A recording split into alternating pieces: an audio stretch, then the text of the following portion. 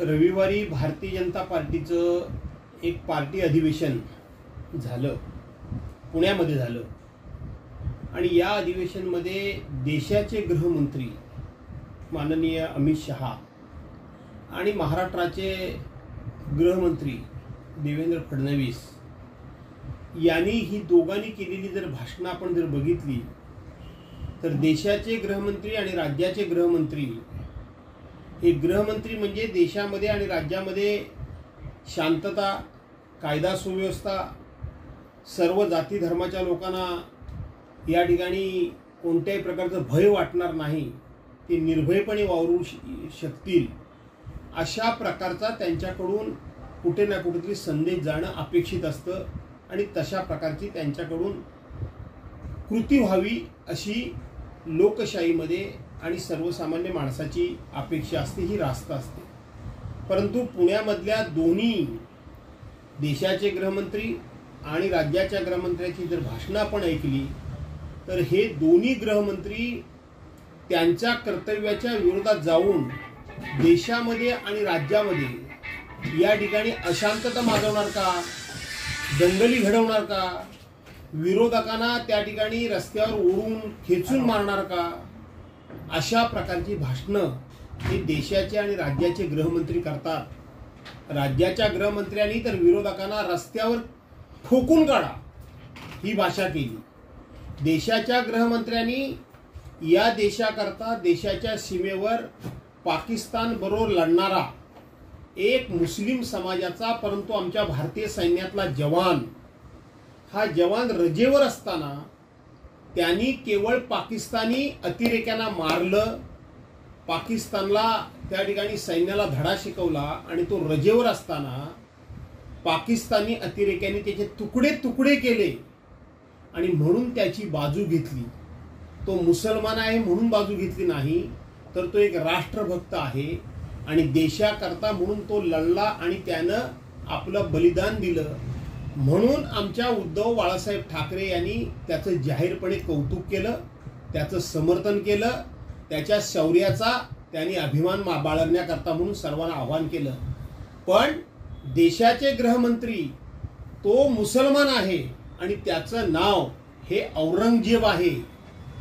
औरंगजेब ना त्याचं नाव औरंगजेब आहे. म्हणून उद्धव बाळासाहेब ठाकरे हे औरंगजेब फॅन क्लबचे अध्यक्ष इथपर्यंत बोलण्याची मजल ही देशाच्या गृहमंत्र्याची गेलेली आहे. देशाचे गृहमंत्री यांना या गृहमंत्री पदावर राहण्याचा एक सेकंद देखील अधिकार नाहीये.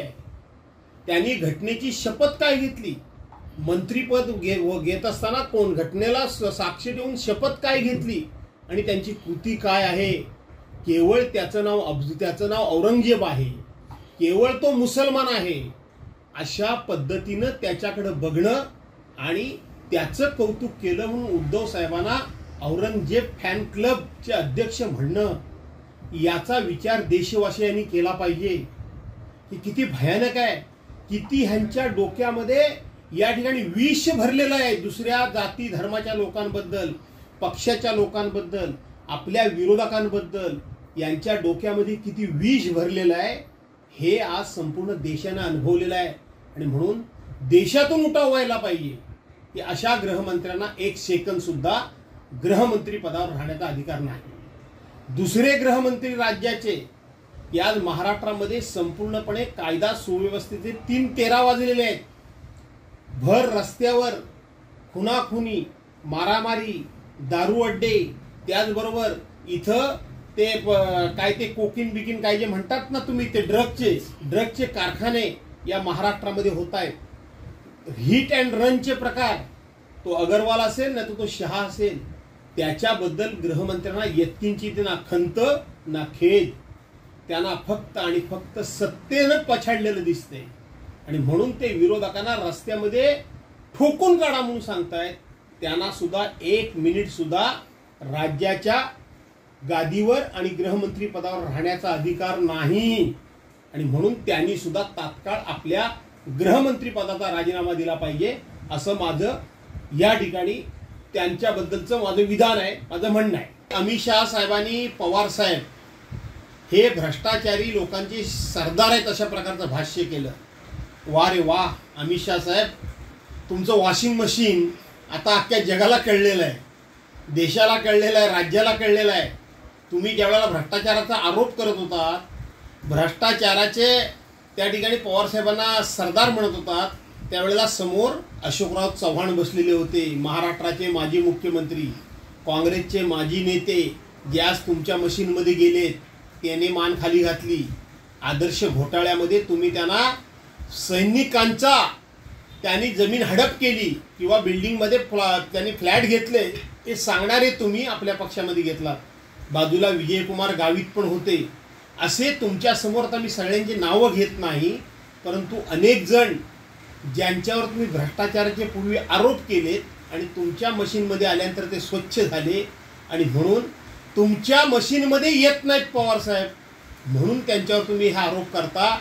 पवारसाहेबांच्या तुम्ही आरोपामुळं तुमच्या मशीनचे इथं चकनाचूर झालेलं आहे, एवढंच मी सांगतो. पण हा जेव्हा आरोप केला त्याच वेळेला असंही जेव्हा पंतप्रधान बारामतीत आले होते तेव्हा स्वतः पंतप्रधान म्हणाले की पवारसाहेब हे माझे राजकीय गुरु आहेत. विसंगती वाटत नाही ह्या संपूर्ण वक्तव्यामध्ये? भाजपा ज्याला नॅरेटिव्ह म्हणतात ना, ते नॅरेटिव्ह म्हणजेच भाजप आहे, हे लक्षात घ्या. संभ्रम निर्माण करणं, खोटे आरोप करणं, जे खोटं जास्तीत जास्त असेल ते बोलणं, त्याचं नाव भाजप आहे. काय सांगत होते देवेंद्र फडणवीस परवानच्या दिवशी की आता मुख्यमंत्री लाडकी बहीण ही आम्ही योजना आणलेली आहे, विरोधक त्याचे जाऊन फॉर्म पहिल्यांदा आमच्या अगोदर भरतील आणि ते सबमिटच करणार नाहीत, लपवून ठेवतील. हे खोटं सांगण्याचं काम देवेंद्र फडणवीस करत होते. देवेंद्र फडणवीस काय सांगत होते की आपल्याला फक्त 0.3% मतं कमी पडलेत. हे खोटं बोलण्याचं काम देवेंद्र फडणवीस करत होते. देवेंद्र फडणवीस नॅरेटिव्ह पसरवण्याचा प्रयत्न करत होते की मराठा समाजाचं आरक्षण उद्धव साहेबांमुळे गेलं, हे सांगत होते. हे सुद्धा खोटं पसरवण्याचं काम हे नॅरेटिव्ह जे करत होते त्यालाच नॅरेटिव्ह म्हणतात. आणि ज्या वेळेला उद्धव साहेबांच्या कारकिर्दीमध्ये किंवा मंत्रिपदाच्या काळामध्ये मराठा समाजाला आरक्षण देण्याकरता म्हणून जी समिती नेमलेली होती, उपसमिती, तिचे अध्यक्ष अशोकराव चव्हाण होते. ते यांच्या समोरच बसलेले होते. हे सांगतात की उद्धव साहेबांच्या सरकारमध्ये ते मराठा समाजाचं आरक्षण गेलं. त्याच उद्धव साहेबांच्या सरकारमध्ये एकनाथ शिंदे हे प्रमुख तिथं बसलेले होते, अजितदादा पवार हे तिथं बसलेले होते. याचा अर्थ हे सगळे त्या मराठा समाजाचं आरक्षण घालवायला जबाबदार आहेत का? याचा खुलासा पहिल्यांदा देवेंद्र फडणवीस यांनी करण्याची गरज आहे आणि या संदर्भात अजितदादा पवारांनी पण बोलण्याची गरज आहे. यशवंत आपल्या